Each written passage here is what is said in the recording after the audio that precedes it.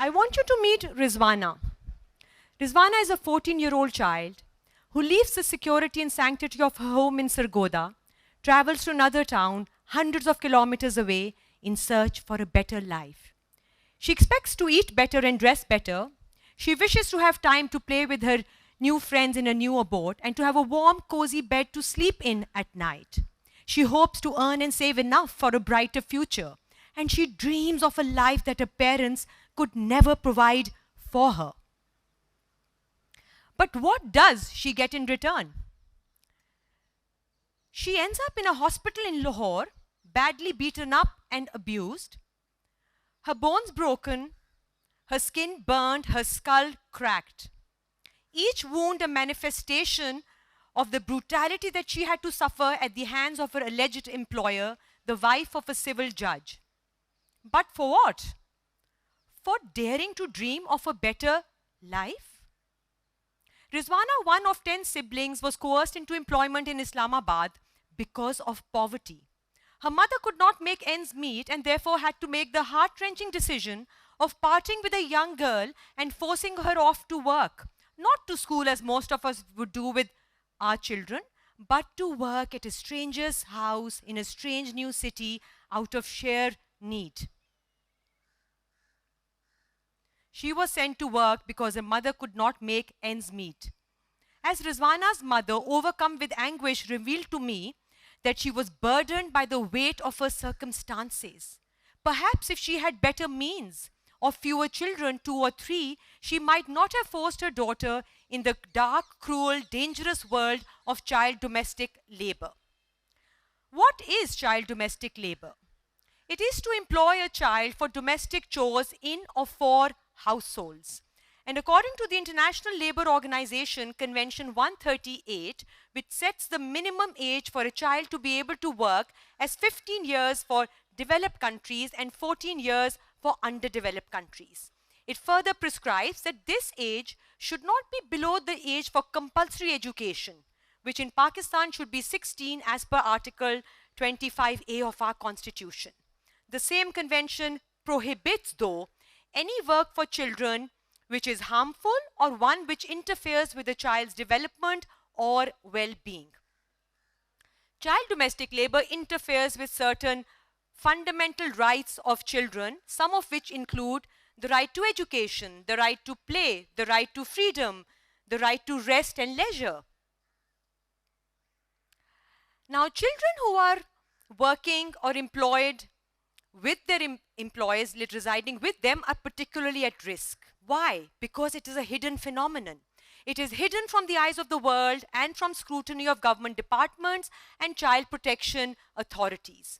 We see lots of child domestic workers engaged in various household tasks today, from mopping to cleaning to ironing, washing, babysitting, exposed to various physical, mental, and sexual exploitation. Violence and abuse are commonplace here, and some of the children in recent past have been beaten to death also. As I said, those who reside with their employers face greater risks here. These innocent children are called to work at any time of the day.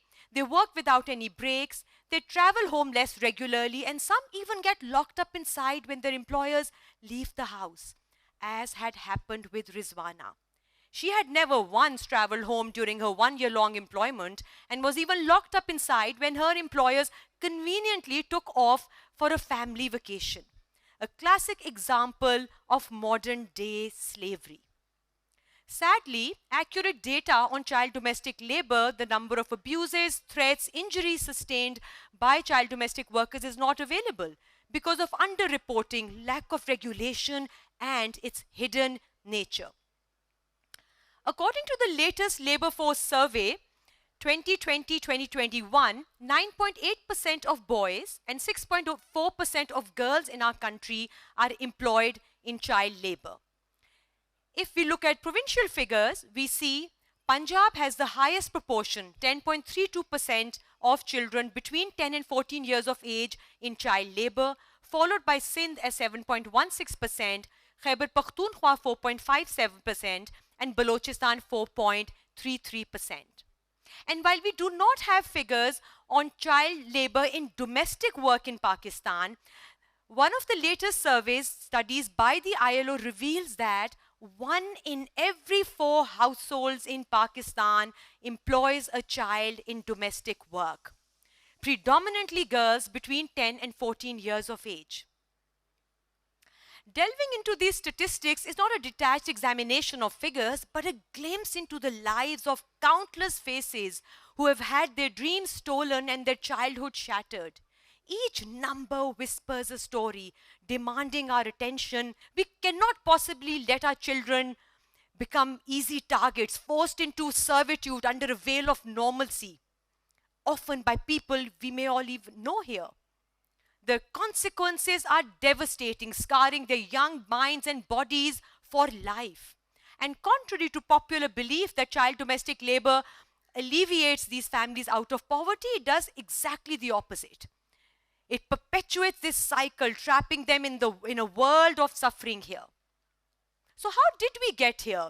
Why did we rob our children of their childhood and deprive them of the opportunities to learn, dream, and grow?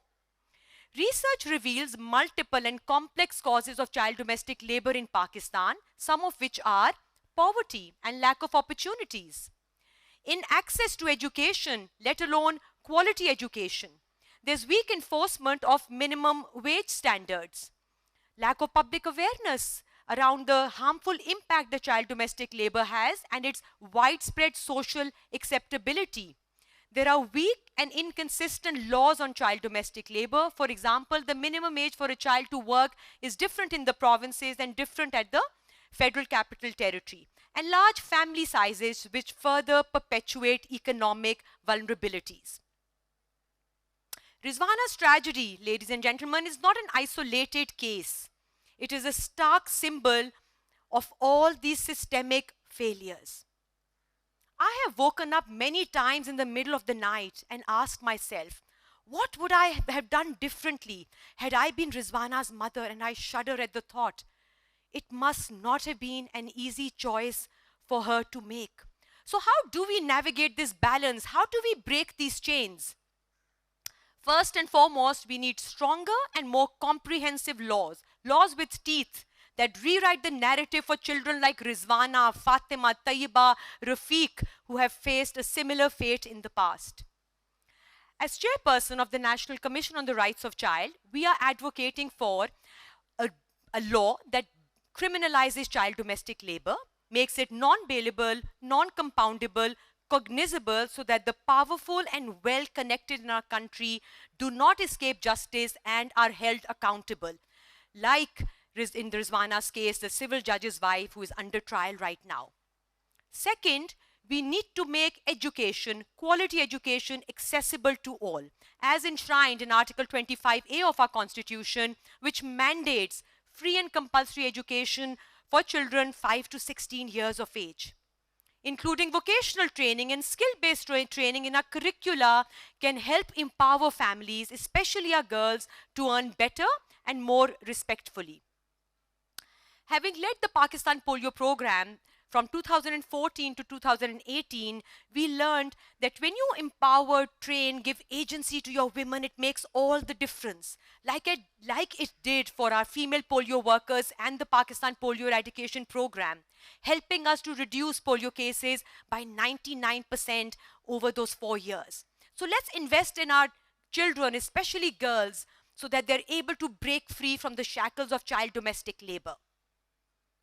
Economic reforms can offer viable and dignified alternatives to exploitation, empowering families by offering them interest-free loans or expanding social safety nets like the Benazir Income Support Program can also provide sustainable solutions and help families break the cycle of poverty.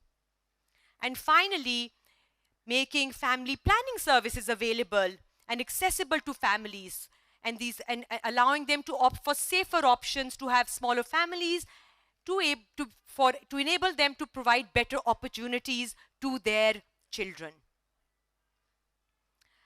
Ladies and gentlemen, while we must hold governments and the state accountable and responsible to deliver on all these, This is a battle that has to be fought on many fronts. The situation requires a paradigm shift in our mindsets, in our attitudes and behavior.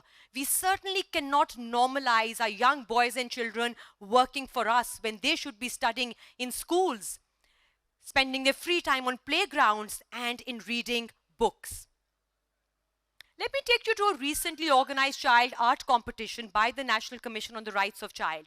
And some of the artwork produced there is displayed here before you. These are not happy images of superheroes and rainbows. These are chilling images, stark portrayals into the harsh reality of child domestic labor. Each color, each paint, every brush here speaks a story of a child caged in modern day slavery. Can anyone here imagine one of these children to be their own? If not, then why do we turn a blind eye when we see a child exploited in our communities, sometimes within our own homes? The echoes of Rizwana's pain, the silent struggles depicted in these paintings, the statistics that reveal the sheer scale of the problem demands our urgent attention. It is not a distant issue, it is lurking in our society. So as you leave here today, commit to becoming advocates for change. Speak up against this silent exploitation happening in our midst. Educate those around you. Take action in your spheres of influence, be it your family, your workplace, or your social circles. Advocate for stricter, stronger laws and policies. Hold your communities accountable. Support educational initiatives and champion economic reforms that uplift vulnerable families. Remember, the battle against child domestic labor is not fought in distant battlefields, but in choices we make every day. Every action, however small, can create ripples that can break the silence. Charity begins at home, ladies and gentlemen, and change starts from you, from all of us. So let's work together to create a brighter, more compassionate future for every child in Pakistan. Thank you.